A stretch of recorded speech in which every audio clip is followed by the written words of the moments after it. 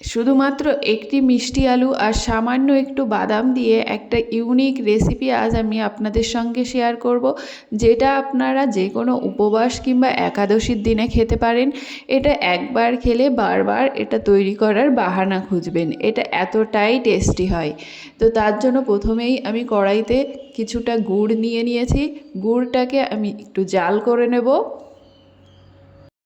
অনবরত নেড়েচেড়ে একদম গ্যাসের লো ফ্লেমে আমি গুড়টাকে জাল করে নেব। গ্যাসের আঁচ কিন্তু এই সময় বাড়াবেন না, তাহলে কিন্তু নিচ থেকে এটা পুড়ে উঠবে, আর সেক্ষেত্রে কিন্তু এটা খেতে ভালো লাগবে না, তেতো তেতো লাগবে। তাই অবশ্যই গ্যাসের ফ্লেমটা একদম লোতে রেখে নেবেন। এবার আমি এটা চেক করে নেব যে এটা ঠিকঠাক হয়েছে কি না। তার জন্য আমি একটা প্লেট নিয়ে নিয়েছি। প্লেটের উপর এক ফোঁটা গুড় আমি দিয়ে দেব, দিয়ে এটাকে ঠান্ডা করে নেব।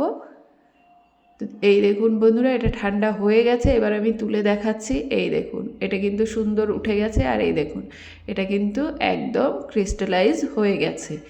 এবার আমি এর মধ্যে আগে থেকে ভেজে রাখা বাদামগুলো দিয়ে দেব। আমি এখানে চীনাবাদাম ব্যবহার করেছি, তবে আপনারা যদি চীনাবাদামটা না খান সেক্ষেত্রে আপনারা কাজু বাদাম কিংবা আমন্ড বাদামও ব্যবহার করতে পারেন। তো চীনাবাদামটা দিয়ে এই গুড়ের সঙ্গে মিক্স করে নেব। মিক্স করে আমি এটাকে একটা প্লেটে নামিয়ে নেব। প্লেটে আমি সামান্য একটু ঘি লাগিয়ে রেখেছিলাম যাতে এটা খুব সহজেই উঠে যায়। এই দেখুন বন্ধুরা, এটাকে কিচ্ছু করতে হবে না, জাস্ট এরকম রেখে দেবো যতক্ষণ না এটা ঠান্ডা হয়ে যাচ্ছে। তো যতক্ষণ এটা ঠান্ডা হচ্ছে ততক্ষণ আমরা আমাদের বাকি কাজগুলো করে নিই। তো এখানে আমি একটা কড়াই নিয়ে নিয়েছি। কড়াইতে আমি দিয়ে দিলাম কিছুটা ঘি। কড়াইটাকে আগে ভালো করে গরম করে নিতে হবে। গরম করে নিয়ে ঘিটা দেবেন, আর ঘিটা দিয়েও ঘিটাকে ভালো করে গরম করতে হবে। ঘিটা গরম হয়ে গেলে এতে আমি দিয়ে দেব আগে থেকে গ্রেট করে রাখা এই যে মিষ্টি আলু। মিষ্টি আলুগুলোকে আমি গ্রেট করে 2 থেকে 3 বার জল পাল্টে পাল্টে ধুয়ে নিয়েছিলাম। ধুয়ে নিয়ে এরকম জল চিপে চিপে বের করে রেখে দিয়েছি। এবার এটাকে আমি ভেজে নেব এই ঘিয়ের সঙ্গে। তো কড়াইটা যদি আপনারা ভালো করে গরম না করেন আর ঘিটাকেও যদি ভালো করে গরম না করেন, সেক্ষেত্রে কিন্তু আলুটা কড়াইতে লেগে যাবে আর এটা কিন্তু ভালো হবে না। তাই অবশ্যই কড়াইটাকে ভালো করে গরম করে নেবেন, তাহলে দেখুন একদম লাগবে না। তো এবার মিষ্টি আলুটাকেও আমি ভালো করে ভেজে নেব। একদম লাল লাল করে ভাজবো না, তবে হালকা একটু ভেজে নেব। এই দেখুন বন্ধুরা, এরকম অনবরত নেড়ে চেড়ে এটাকেও ভেজে নিতে হবে।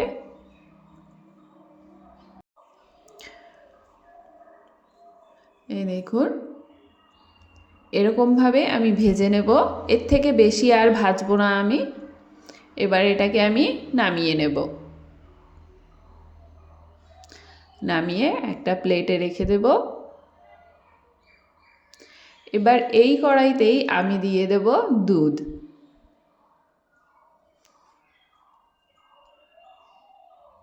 এখানে আমি 3 পোয়া মতো দুধ ব্যবহার করেছি। 3 পোয়া মানে 750 ml দুধ ব্যবহার করেছি একটা মিষ্টি আলুর জন্য। তো আপনারা দুধ যতটা ব্যবহার করবেন এটা খেতে কিন্তু ততটাই ভালো হবে। তো এবার আমি এখানে 3-4টে এলাচ দিয়ে দুধটাকে ঘন করে নেব জাল করে। আপনারা চাইলে এখানে কিন্তু দুধের পরিমাণটা অল্প নিয়ে আপনারা গুঁড়ো দুধ দিয়ে এটাকে ঘন করে নিতে পারেন। আমি আজ গুঁড়ো দুধের ব্যবহার করছি না, তাই আমি লিকুইড দুধের পরিমাণটাই একটু বেশি নিয়েছি। এবার এটা ঘন হয়ে গেছে। এবার এর মধ্যে আমি দিয়ে দেব আগে থেকে ভেজে রাখা মিষ্টি আলুগুলো, আর মিষ্টি আলুর সঙ্গে সঙ্গে আমি এখানে ব্যবহার করছি চিনি। চিনিটা আপনারা আপনাদের স্বাদ অনুযায়ী কম বেশি করে নিতে পারেন, তবে মাথায় রাখবেন প্রথমে আমরা যেটা গুড় বাদাম তৈরি করেছিলাম সেটা কিন্তু এর সঙ্গে অ্যাড হবে। তো অবশ্যই সে কথাটা মাথায় রেখে আপনারা মিষ্টিটা অ্যাড করবেন। এবার এটাকে আমরা 4 থেকে 5 মিনিটের জন্য জাল করে নেব।